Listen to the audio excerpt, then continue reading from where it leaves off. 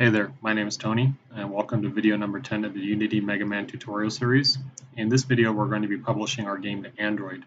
Up to this point, we've created our scene, our player, added some enemies, and once we kill those enemies, the player is kind of left standing around. So what we're going to do in the latter half of this video is we're going to make some changes to the game engine so that the game doesn't end until we get tired and we just stop playing. So it'll just keep on going and going. But the first half of this video is actually the point of the video, which is dedicated to publishing your game and getting it on a phone. So we're going to do two methods. We're going to do it through USB debugging, and we're also going to do it where we just Bluetooth the file to our phone and install it that way. So sometimes you can't get the USB debugging to work because of drivers and things like that. So I show both methods. So let's take a look at the end, just so you can see what we're going to have when we're done making changes to the actual game itself. So we're just going to go in invincible mode. So we're going to have messages that pop up.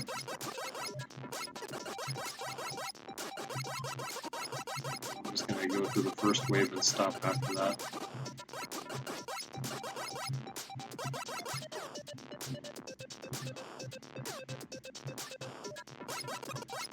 There.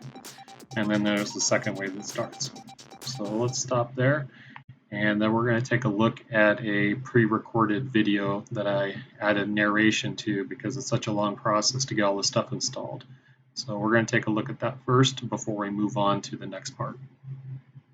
So inside Unity Hub, go to Installs, find your install the editor, hit the tick, and then choose Add Modules. And inside the Add Module screen, we're going to be adding the Android build support. So you're going to select all those, and then for the heck of it, we're going to add in Linux and Mac support as well. And then we'll click Next.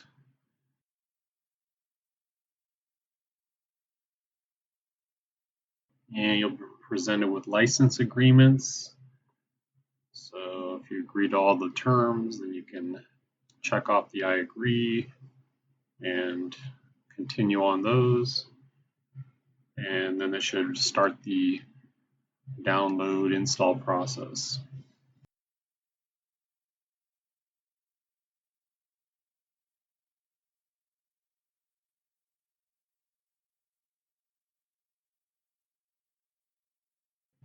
And it's to note that this is going to take quite a while on this part, so be forewarned.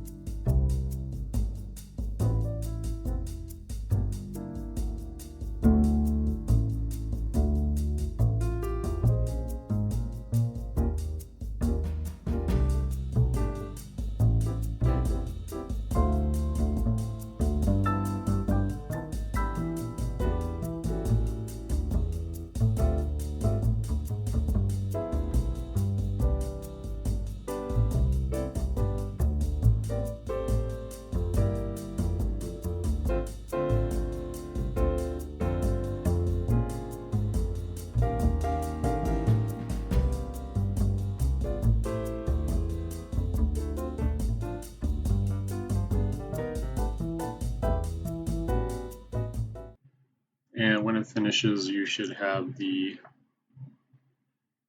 little icons for Android, Tux for Linux, and Apple.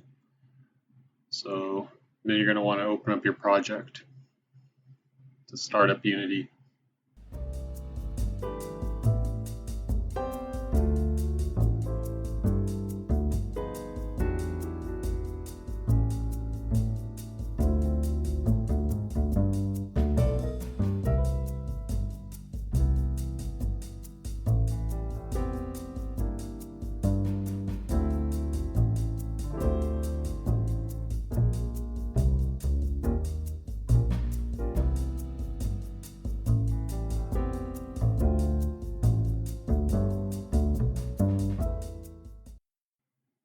So then go to File, Build Settings, and on the Build Settings screen, if you haven't already added your scene, you can click on the button that says Add Open Scenes, and by default it's going to want to build for Windows, but you're going to switch it over to Android and click on the button that says Switch Platform.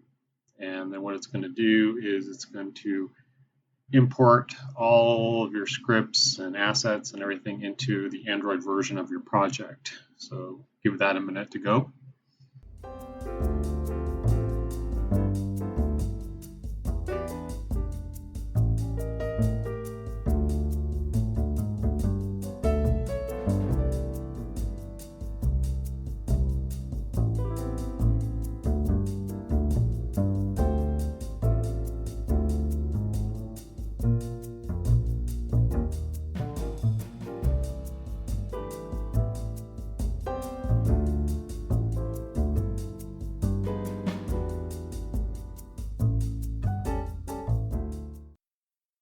Okay. So then, if you click on Build, it's going to want to where you want to save the result. So what we do here is we're just going to create a new folder called Build, and then inside of there we're going to create another folder. We're going to call it Android, because you can have multiple builds and you don't want to mix them all together. So you can just create a folder for each platform you're going to build to, and then you're going to name your APK. And we just use the project name, Unity Mega Man Tutorial.apk, and we hit save. And whether or not you get this, I'm not sure, but I get it repeatedly, and I don't know if it's this version of Unity, but the OpenJDK is not set for some reason. And it tells you to go into Preferences and External Tools to check it out. So you can exit. If you close that window, then you go to Edit menu and then Preferences and then External Tools. And if you scroll down on that screen, you're going to see that it says that you're missing JDK, even though we told it to download when we were on the Add Modules screen of the Unity Hub. So copy the path.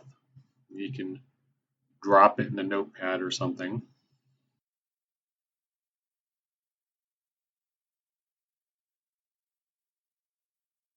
And then you're going to want to browse to that, so you can open up Windows Explorer and browse to that location.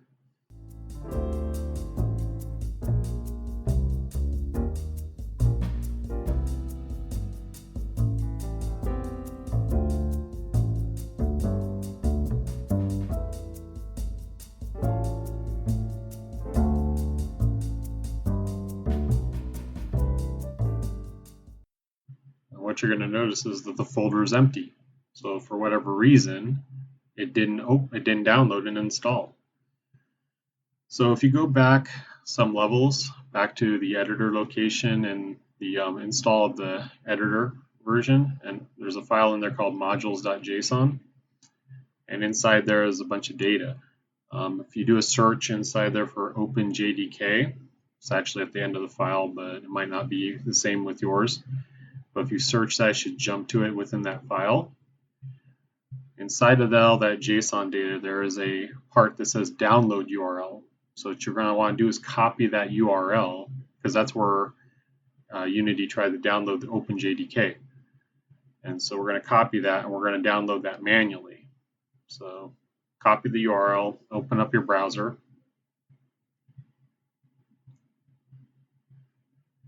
Paste in that URL and let it download. And you're going to save it. Where you save it doesn't matter, but just remember where you save it.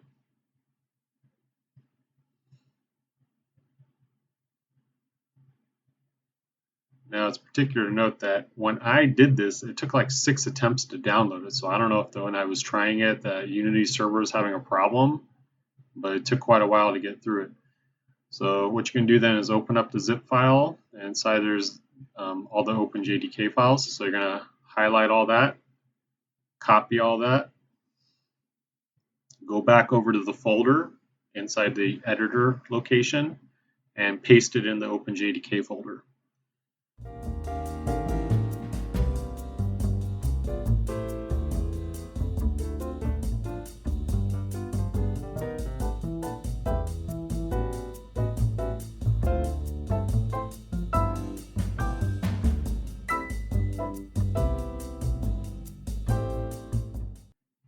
So now we have OpenJDK where Unity is going to be looking for it. So you can close out all those windows in your browser and close out the external tools window.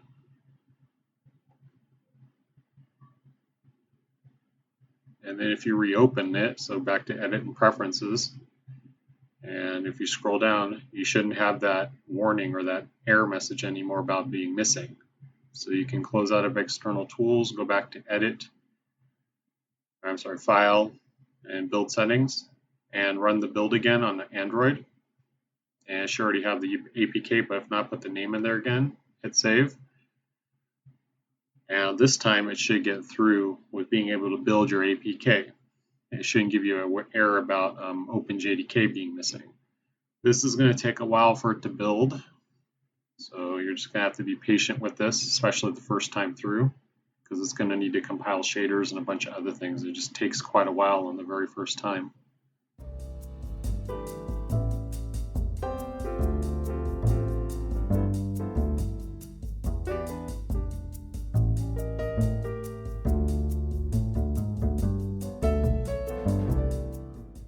And if you get the security warning, then you can run it. And if you happen to get pop-ups about firewall access, you can just allow it. I'm running Windows 7 on this, so it might not be the same with Windows 10 or any other version of Windows, but it happens on 7, at least with mine. And then when it's done, then you should have APK compiled, and it should pop up a folder with the APK in there. And you successfully built an Android package.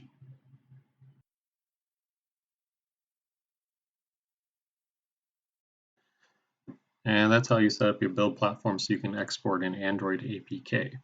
So now what we're going to do is we're going to take a look at installing the APK to your phone. And there's two ways that we're going to do that. First method is through USB debugging, and the other is going to be to actually just transferring the APK to your phone through USB and installing it that way by enabling it install from unknown sources.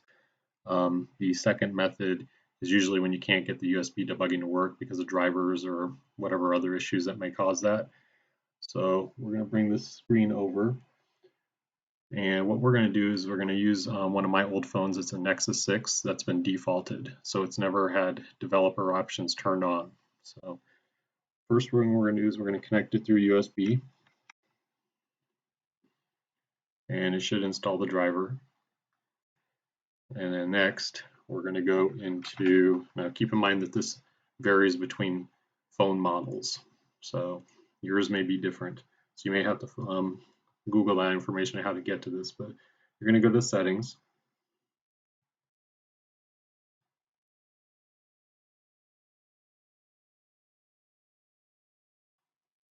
And then you're going to go to about. A little bit of a lag on this. And then you're going to go down to the very bottom, or wherever it may be on your phone, where it says build number. And you're going to tap the build number 5 to 7 times, and it'll say that you're now a developer.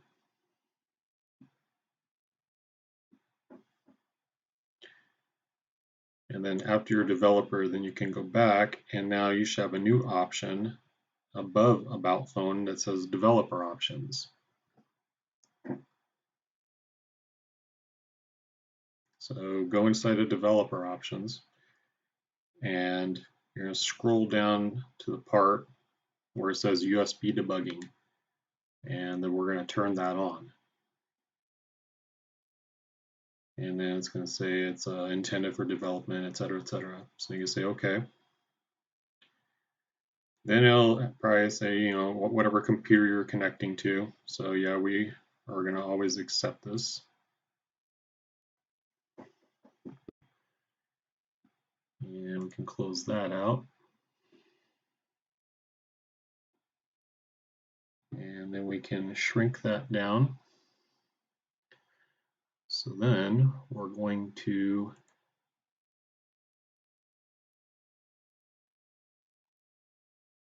build our APK. So now if we go to, in this section here where it says run device, right now it doesn't have anything, so we're going to try refreshing that. And now it's just going to show my phone here. So we're going to select that. But before we build it, we're going to make a little change to the player. So go to the player settings button, then player, and then on the Android tab over here. And then where it says, where's that at? Default orientation, we're going to lock it to landscape mode so it doesn't try to rotate when we're playing the game and you happen to tilt it so far and then it switches orientation, so we don't want that. So we're going to leave it on landscape left.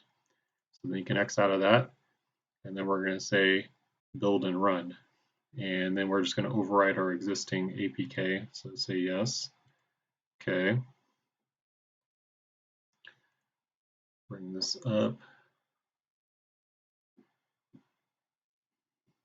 And this might take a sec for it to compile.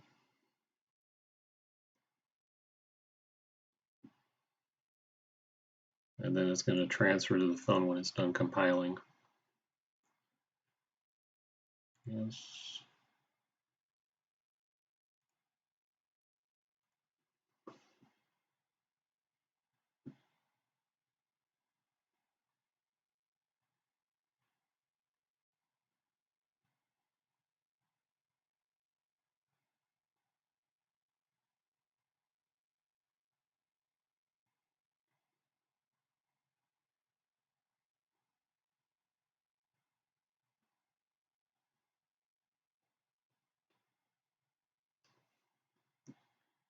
All right, so now it's going to copy the APK over to the device.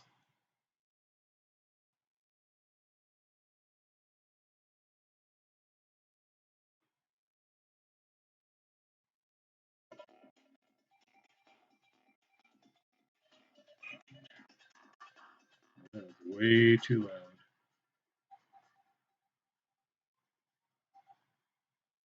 loud. And there it is. So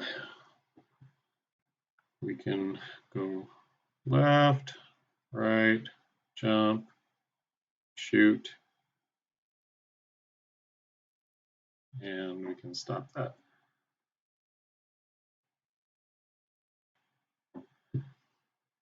So that's installing it onto the phone.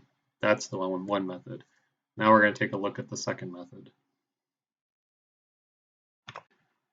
So the second method is to install via unknown source. So we need to get the APK over to the phone. So we don't need this. So what we're going to do is, first thing you need to do is, if you haven't already done so, you need to pair your phone to your computer. So we're going to, and this is, I'm using Windows 7. So we're going to, let's see, we're going to go to settings here, and we're going to make sure that allow Bluetooth devices can find your computer. So we're going to say OK, and then from your phone, we're going to go to Bluetooth.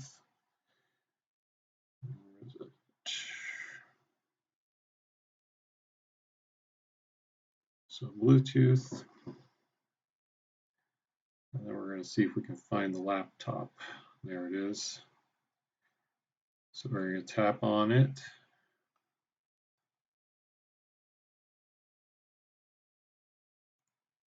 And then confirm the code. Pair it. And then this, next.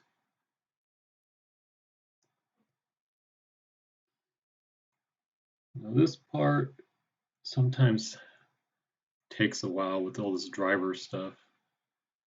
So yeah, okay, that's cool. So I'm going to pause it here and we'll come back when it's done. So we'll see how long this takes. Okay, so finished. One thing you might want to do is turn off on the settings this media audio option, because what's going to happen is if you play your game on your phone, it's going to send the audio over to your computer and play it from there. So there's going to be like a delay. So we're going to turn that off so we don't have that happen. Okay, so Now that that's done, we don't need the USB cable anymore. So we're going to take that off, close this up, and we're going to pretend that we already built our APK. So now we're going to send it to the phone. So we're going to go right click send to Bluetooth. Now the problem with the Nexus phone is you can't, it's going to ignore certain file extensions. So if you're going to send this over there, if you have that phone, it doesn't happen with all phones. Like my other phone, my main phone, it doesn't do that. I can send any type of file extension over to it. But the Nexus refuses to accept file extensions it doesn't want to accept. So can't remember if I can just do it from here or if I have to actually rename it over there in the Explorer. So I'm going to try it here first, but we're going to send it over as a zip file and then we'll just rename it on the phone. So we're going to send it over and then we're going to look for the Nexus 6.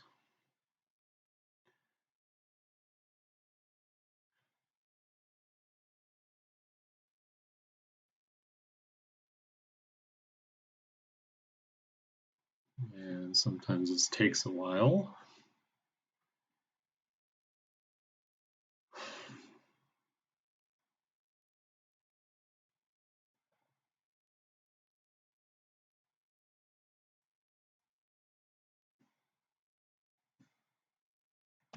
Okay, so send. Let's see if it takes it.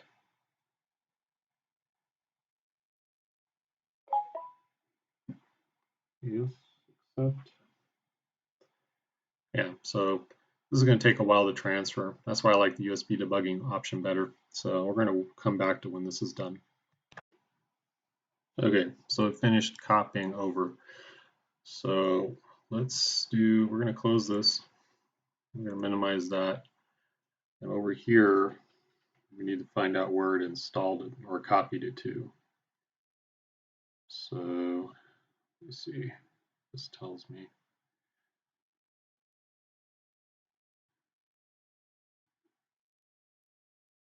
Nope. Anyway, I know for a fact this stores it in a Bluetooth folder on my phone.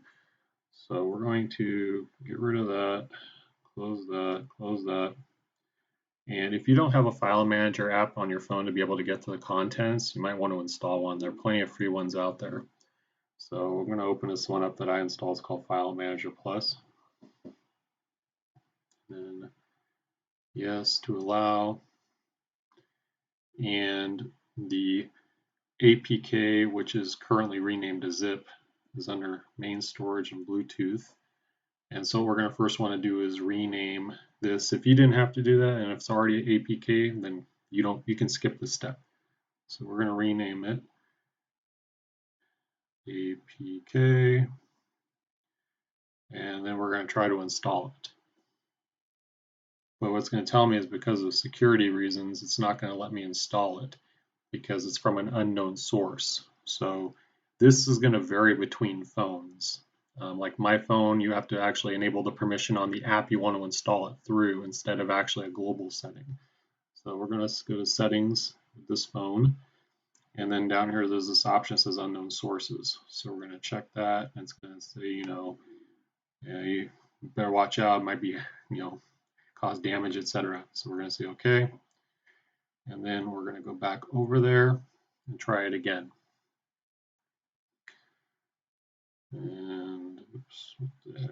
Where did it? So are you sure you want to install it? Yes.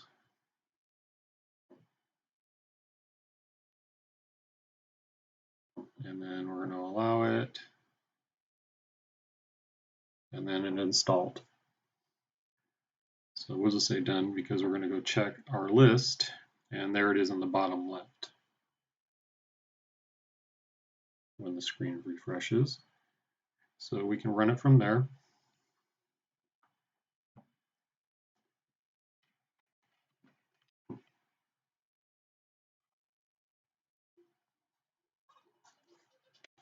And then you can see that it's on the phone. So that's the other method of installing it.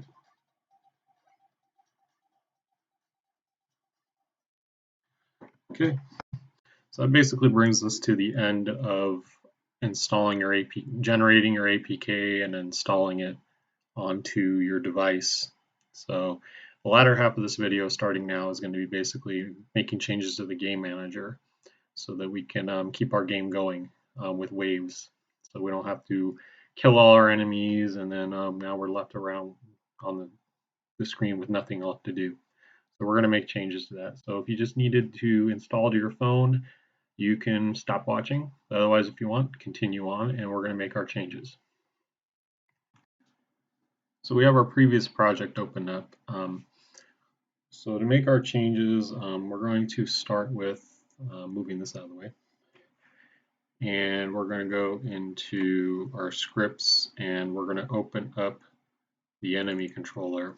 Now, as I was making changes for this last video, there were a couple issues that came up with having to do with when the components are referenced and things like that.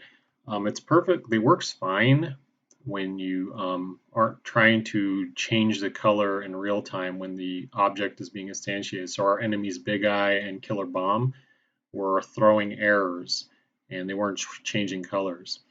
So we're going to make a couple of tweaks to our enemy class and all of our enemies so that that doesn't happen anymore. So I kind of caught that in the first time, but I didn't. But it's just a minor change.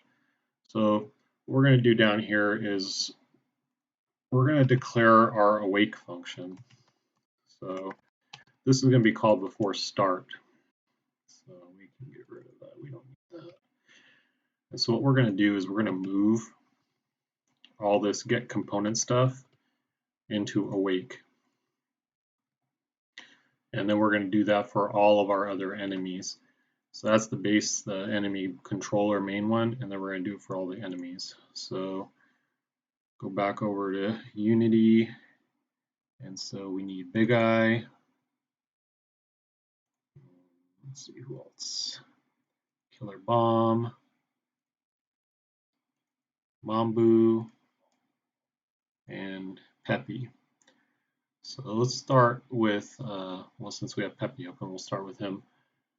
So what I'm going to do actually,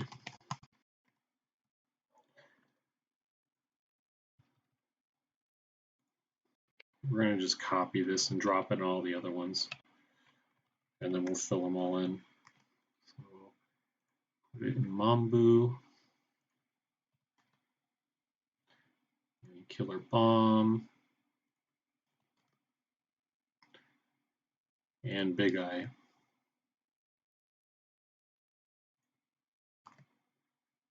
Alright, so starting with Peppy, we're going to just move all this.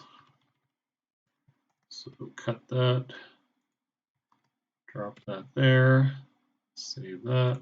Mambu, same thing, take all the components, cut that, drop that there, and Killer Bomb, cut that, drop that there, and Big Eye. Cut that, drop that there. Alright, so that's all the changes, and so that color reference error that'll happen, you can follow along without doing this first, but I'm just doing this first, so we can avoid the error later. But what'll happen is it's just not going to change color when you create the game object, when you instantiate it and you create the game object. It's not going to change color when you call the set color method, and it's going to throw an error on the runtime animator controller. So this is going to avoid that. The next thing I noticed is once Big Eye, when he gets instantiated and if he's on the ground, he knows which direction to go in. However, if he's, for instance, what we're going to be doing is he's going to be falling from the sky, he has no clue. He's going to basically default to going right. And so this whole facing left thing and all that's not going to work. So the way around that is when you're coming down to the where he's checking is, where's it at? Right here, his jump velocity on the X when he's jumping, which is basically means he's not grounded. So this jump hasn't actually been fetched yet because it gets fetched when he's on the ground. So if he starts in the air, and this is the part that's going to start first, and so this is not going to equate right. So what we're going to do is we're just going to say less than or equal to 0, and then it basically fixes that problem. So we're going to add that in there. So those are the only changes we're going to do for our player or for our enemies. So this one little thing, and then just moving all the get object or get component stuff into the awake functions for each of them. So then we're going to move on to the actual main stuff now. So the first thing we're going to do is we're going to go back over to Unity. We're going to create a new script. What this script is going to be called is an asset palette, and we're going to basically tie that to our game manager. And the reason we're going to be doing this is so that it has a place that it can pull references to all the game objects that we want it to know about. So when we're creating waves of enemies, obviously we're going to have to have references to them so we can instantiate their prefabs.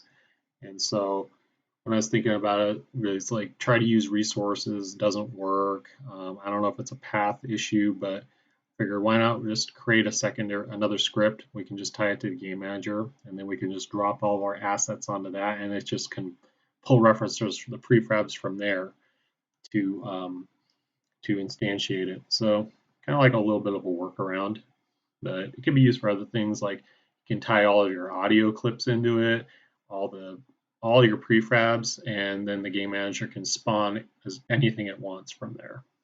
So we're going to create a new C# script. We're going to call it asset palette.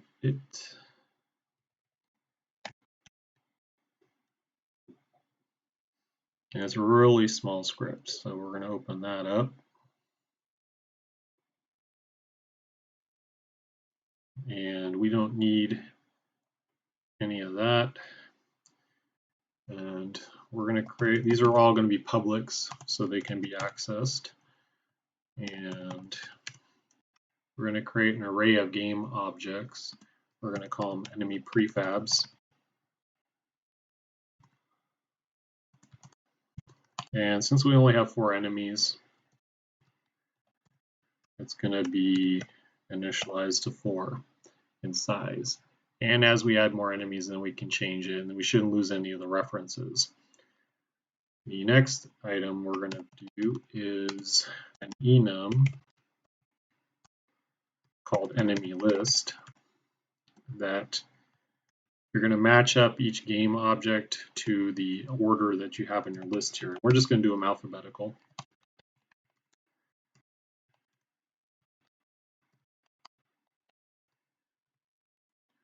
And the last one that we're going to create is a variable of that enemy list called enemy list. So let's save that.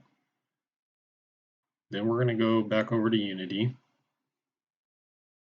We're going to go to the game manager, and we're going to drag that asset palette onto the game manager. So we have a 4 initialized to 4, and these are our spots for 4 game objects. And so what we're going to do is we're going to drag our prefabs over into here, and we're going to do them in this order so that this is basically our way of knowing which index is which. So if we go over to prefabs, we're going to go to enemies. So first one's Big Eye, and they're all alphabetical. So Killer Bomb, Mambu, Pepe. So Killer Bomb, Mambu, and Pepe. So let's save that, and then we're going to come back over to the scripts, and we're going to open up the game manager. So now we need to make some changes to the game manager. First thing we need to do is going to reference our asset palette.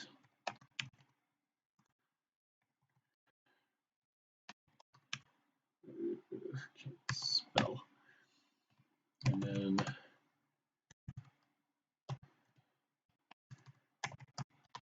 store how many enemies that we have. So then we're going to create some variables for, so in between waves and at the start of the game, we're going to basically be showing messages on the screen. Words of encouragement is like I like to call it. So each wave, we're going to be showing a message. So these variables that we're declaring here are going to be for those messages. So we're going to have a bool called show message, and then a bool called first message, which is going to only happen once, so that we're going to default to the first message always to be shown first when the game or the scene reloads. So when the game starts or the scene reloads. Next one's going to be message index, and then we're going to have a string called message text, and then we're going to have a timer, so called message timer, and then a float called message delay, and we're going to default that to 2.5 seconds. So it'll play the message for 2.5 seconds before it removes itself from the screen. Okay. Inside of start game, we're going to initialize our first message to true. So when the game starts, that we know that we want to play the first message. So we're going to set that to true. Inside of our main game loop, which is right here, we're going to define two functions. We're going to call two functions that we have, but we're going to define them afterwards. So first one's going to be show message, which is going to be to show the message. And the second one's going to be called spawn enemies. And so what this is going to do is it's going to check and see if there are any enemies left on the screen. And if they're not, then it's going to randomly pick some new ones and add them to the scene. And show message is going to see, okay, if there are no enemies, I'm going to show a message. If there are, then obviously I'm not going to show anything. So these kind of work hand in hand a little bit.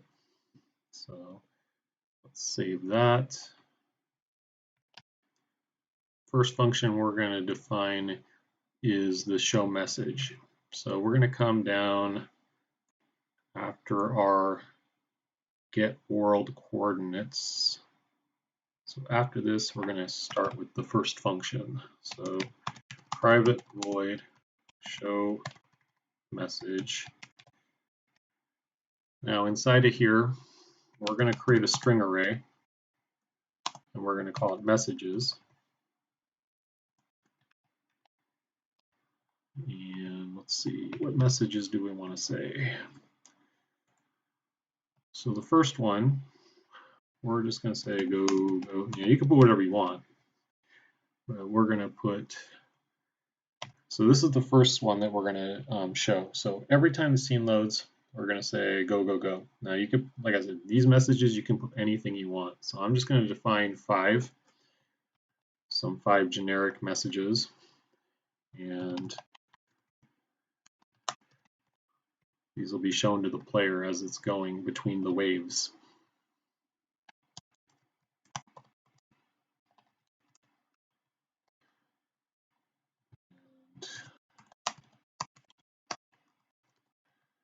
And then the last one. So those are the five messages that we're going to show. So when the scene starts or the game reloads, it's going to say go, go, go. That's the very first one we're going to show. Otherwise, it's going to randomize between all these five. So next, we're going to see if we need to see if we have any enemies on the screen. If there are no enemies, then we want to show the message.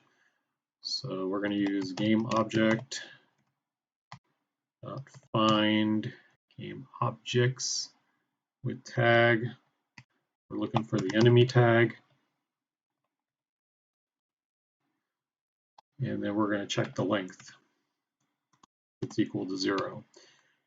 If the length is equal to 0, basically means there's no enemies on the screen. So if there are no enemies on the screen, we want to first set the message index and then going to check if it's the first message. So if the first message is true, then we want to default to the index of 0. If it's not, then we're going to use the Unity engine.random.range, and we're going to choose between 0 and the length of messages. Message is dot length, which is 5. And remember, let's finish that off first. So if it's an integer, it will never include the last digit. So this is actually going to return between 0 and 4. If it's a float, then it's inclusive and it includes the last. So just keep that in mind when you're using the random. So next is going to be the message text. So the message text is going to be the index of messages, and that's going to be what we got stored in message index. So we're going to grab the message text that we want to show, and then we're going to set up our timer. And that's going to be equal to the value of the delay. And then we're going to say show message to true. All right, so show message true. So now down here, if show message is true, we're going to use the our screen message text text mesh pro object for this, like we did with the score and when we played the ready prompt. So screen, actually, you know what? I'm going to copy because basically this is really like the same stuff. So where do I have that at? In this. So we're just going to take this up here in the init ready screen area. We're going to take that. We're just going to drop that down here. So drop that. However, the text is not ready. It's actually going to be our message text. All right, so then we're going to decrement our timer. And that's going to be time.delta time. So this is going to be showing the message on the screen for 2.5 seconds. And then once the timer is less than 0, what we're going to do is we're going to erase what's on the screen. We're going to remove the message. It's no longer first message, if it was, but it's never going to be again until the scene reloads. And then we're going to say show message is false. So we only show it that one time until the next wave happens. So it's going to check and see, oh, no more enemies, so we must have killed them all. So then we're going to show another message. So that is the show message function. The next function that we're going to create is when we're spawning the enemies. So private void spawn enemies. So spawn enemies. Let's save all that. So when do we want to spawn enemies? We want to spawn them when there are none left on the screen. So just like we did above, we're going to use the game object and we're going to find all the enemies, all the objects that are tagged with enemy. And then check the length if it's equal to 0. So this is our way of determining, do we have any enemies on the screen? And if it comes back with 0, then we don't. So that means we want to spawn some new enemies. So inside of here, we're going to check if the asset palette's null. Now we didn't initialize it up in the awake or start or any of those locations. We're going to initialize it in here because show it only happens this one time here. So we're going to check and see if it's null. So if it is null, that means that we haven't initialized it. and then we're going to say asset palette is equal to get component, and then we're going to get the asset palette. And then what we're going to do is we're going to get how many enemies are in there, the prefab count. So enemy prefab count is equal to enum dot get name. So the number of enums that we have will be how we're going to determine. So every time we add an enemy, we're going to have to go and update the asset palette. So enum get names type of asset palette dot enemy list dot length. So that'll tell us how many enemies that we have to choose from. So that's the first thing we do. So this is only going to happen one time upon scene restart or scene start. So then we're going to say random enemy count.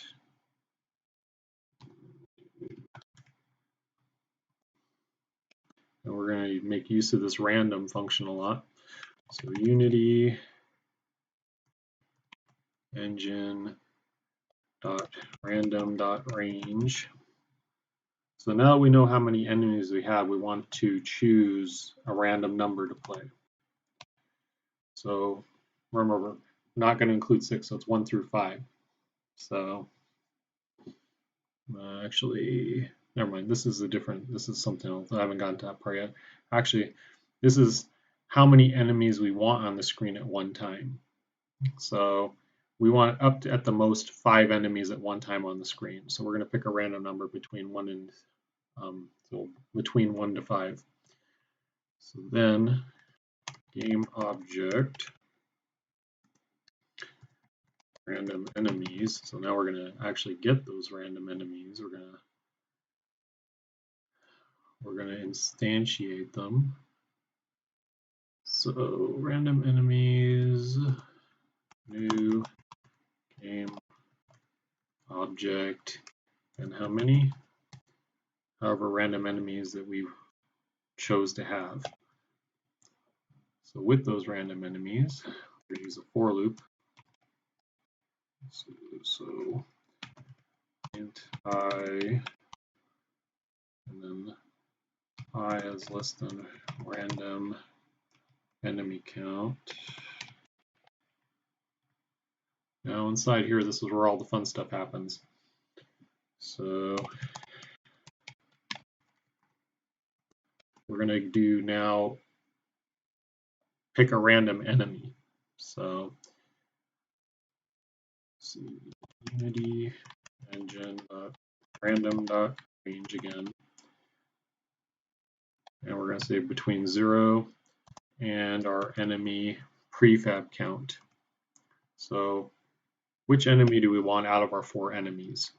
So why is this doing that? Oh, not random range, random dot range. So which random enemy out of our 4 do we want? So we're going to get the index for that. Then we're going to instantiate that enemy. So random enemies. So based off the index, we're going to do them one at a time. So instantiate. And then we're going to use our asset palette. So asset palette, enemy prefabs, and then our enemy index.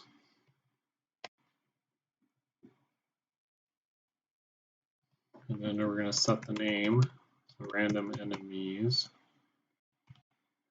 dot name. So we can don't make sure it doesn't have that clone part on the name. We've done this with a lot of other things. And we're going to do it here too. So asset palette dot enemy prefabs. the index, the enemy that we're working on, its name, and then we're going to set the position of the enemy. So random enemies dot transform dot position. So this is going to vary between the enemies. We're going to override it now. We're going to set it initially for all of them. So it's like the flying enemies, but we're going to have an item below this where it's going to handle grounded enemies like Big Eye and who's the other guy? Who's the other guy we had? Grounded. Actually, Big Eye is the only grounded enemy that we have, but we'll see. There's a reason. Oh, actually, I take that back. This is to randomize the colors after this. The positions we'll deal with afterwards. I'm getting ahead of myself again. Okay, so new vector 3. And so what we're going to do is the world view coordinates dot right and then plus, so more randomness, Unity engine dot random dot range, and we're going to go between 0 and 1f, so this is going to be the right side. And then I'm going to just copy this. Just typing this over and over, it's really tedious. And so that's the left, and then so that's the x, and then the y we're going to do between -1 and 1, so the random y coordinate, and our z is 0. So I'm going to bring this down just so that you can see it. So we'll bring that down to there. So we have the x, the y, and the z. So x, y, and z on the transform. Then we're going to randomize the color. And so with the color, we are only going to be doing that with Big Eye and Killer Bomb because they're the only ones that have alternate colors. So we're going to say switch random enemies I dot name. So we use a switch statement here. So our case is first is Big Eye. We'll break there. And then our case is Killer Bomb. And then we'll break there. All right. So let's just do him first because then we're going to copy and paste. So random enemies I, and I'm going to get the component for Killer Bomb controller, and then we're going to say set color, and inside of set color we're going to use the Unity engine random range. Let's bring this over. Random.range. So all our enums are indexed, they're named indexes. So starting at 0, so enum get names type of Killer Bomb controller dot, let's see, we want the colors. Oops. And then I'm missing a parenthesis, I think. Yeah, the length. I'm going to bring this down so you can see it better. But the problem with this is we have to cast it because the set color is expecting it to be of type Killer Bomb colors, the enum. So Killer Bomb controller dot killer bomb colors. Okay, let's bring this down so you can see what this is. So first we cast it, and then we feed it random.range between 0 and the length of the enum. So it's going to pick a random color for killer bomb, and then we cast it, and then we pass that to set color. So that's all we're going to do with killer bomb. So we're just going to randomly pick up a color. His transform position will be used from up here with the other enemies.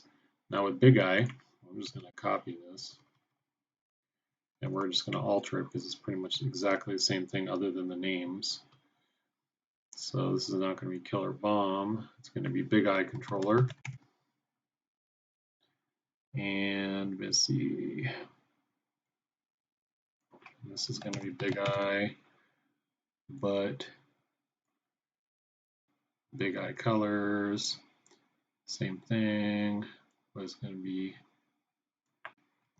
Big Eye controller, but Big Eye colors. So we're going to randomly pick a color for him too.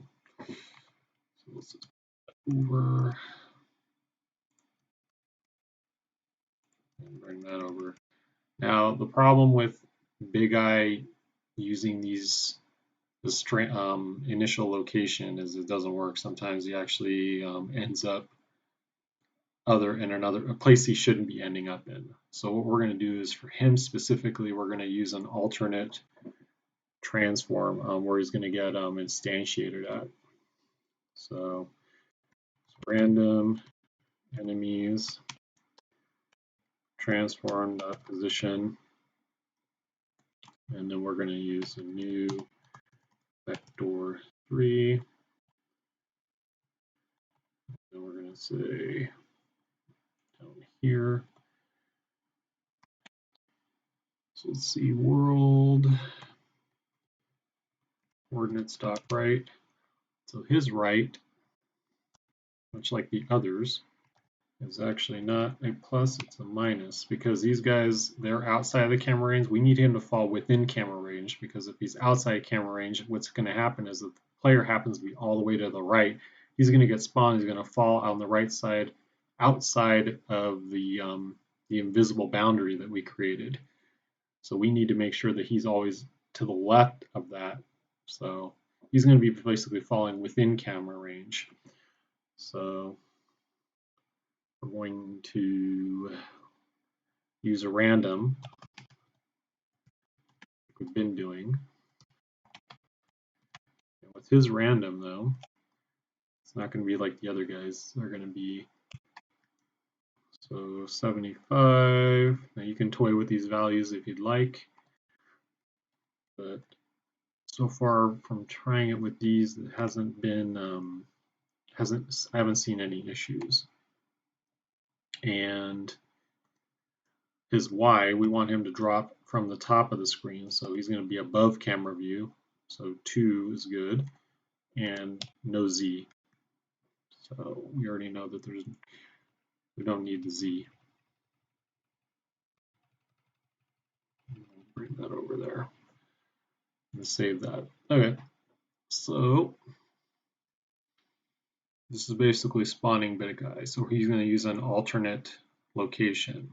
Pick a color for killer bomb. The rest of these guys don't have colors, and now we've randomly chosen our enemies for where they're going to spawn at. Now we need to take a look at changing our reposition.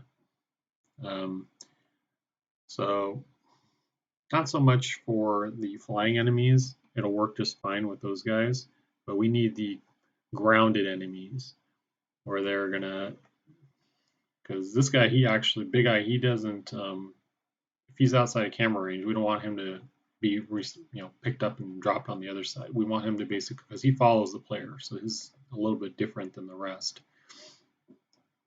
So inside of here, we're going to do a new if, and this is just going to be specifically for Big Eye for right now. If we add any other enemies later down the road for grounded ones, then we can add them into this or make whatever changes we need to for them.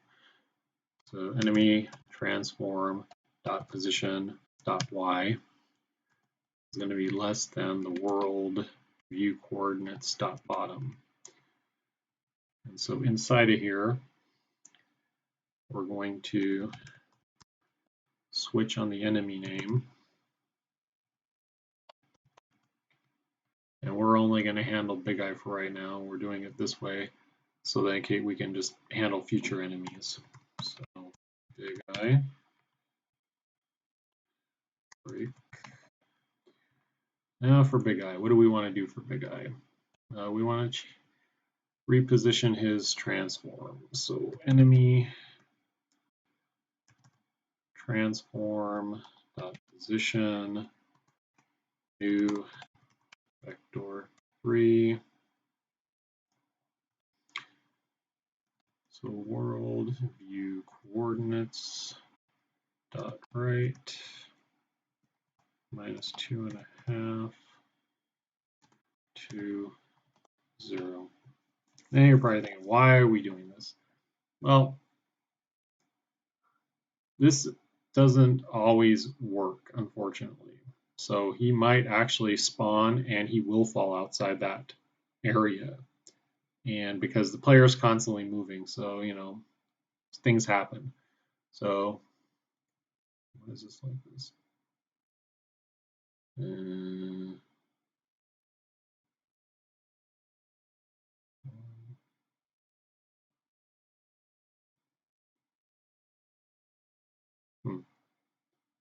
Hold on a sec. They're missing extra parentheses. So, back up here in the spawn enemies, add an extra parenthesis after the length on the color selections, and that'll get rid of that. Anyway, getting back to what I was saying. So when he spawns, there's a chance that he will spawn outside of the camera or spawn outside of the boundary and he'll fall. So what's going to happen is this reposition is always called, right? And they're going to check and see if his Y position just happens to be outside the bottom of the camera view. And if it is, then we're going to respawn and we're going to basically kind of take him and redrop him again. So this should hopefully counteract that problem. So if he happens to fall outside, boom, he's going to get picked up outside of the camera view again and drop back in again. So it's kind of a weird effect if you actually watch it happen. See, he kind of like falls on top. Like there's a case where he can fall on top of the boundary, he slides off of it, goes outside. But this will fix that issue. So let's see, is there anything else that we need to do with this? Nope, I think that's it. So we're going to save that. Actually, let's save them all, just to be safe. Go back over to Unity. And we can bring this back over, but I'm going to switch it to PC because so I can actually use the keyboard for this. Make it a little bit easier. So I'm going to switch it back over and trying to do it with the phone. I'll switch it back over when because you can just basically publish it to the phone. But we won't do that. You know, we'll just skip that because we already know that works. All right, so now we're back on PC. So we're going to play this. I'm just going to put in Invincible right now. We're going to check it out. So our first message was go, go, go. And this apparently has spawned. If we look over, actually, you know what? Hold on a second. These enemies, I forgot about this. These enemies that we have in here that we've been creating over the series, you can basically highlight all those and nuke them. We don't need those because now our game is going to basically spawn them on the fly. So we can save that. And let's do that again. Invincible. So we have two enemies that have been spawned, Killer Bomb and Mambu. So let's see if we can get through these guys. There. So now we have Big Eye, Peppy, Mambu, Big Eye, and Killer Bomb spawned. So we have 5 this time.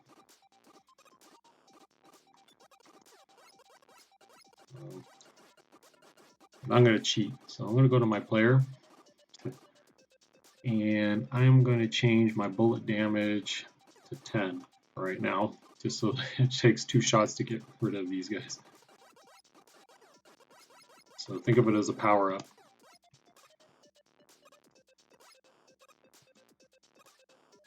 I'm not going to be able to reach them. Reach that guy.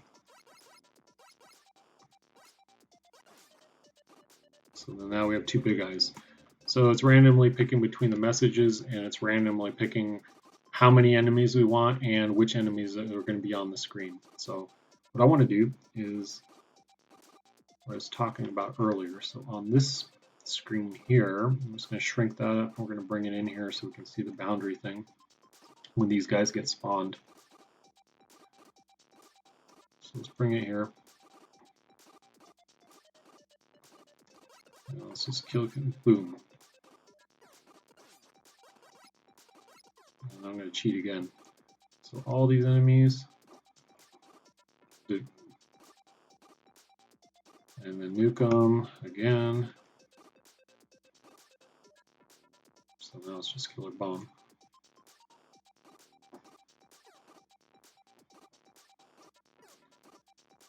Let's see.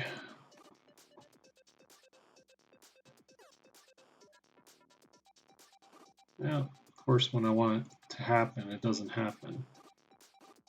But I wanted to see if Big Eye would fall outside. Well, he almost did on that one. Fall outside the scene. So you can see that reposition.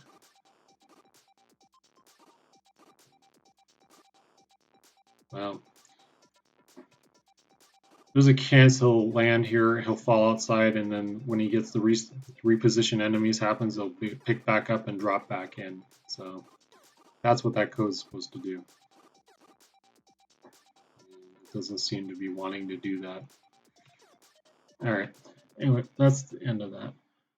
So now you basically have, like, as they say, endless runners. Well, now you have a game that's endless. It's just going to keep respawning enemies over and over and over. And you could take it a step further. You can do it in waves of incrementing how many enemies. Like if you get past the first wave, then you give them 2, increment to 3 after this, etc. And then once it gets to 5, then you stay above 5. So you can add that code in there if you want. And you can randomize, like you can also check and see, okay, well, how many enemies do I have on the screen, and then pick a different kind of message for that. So like that, this might be tough message if you have like 3 big eyes on the screen or something like that, along with a bunch of other enemies.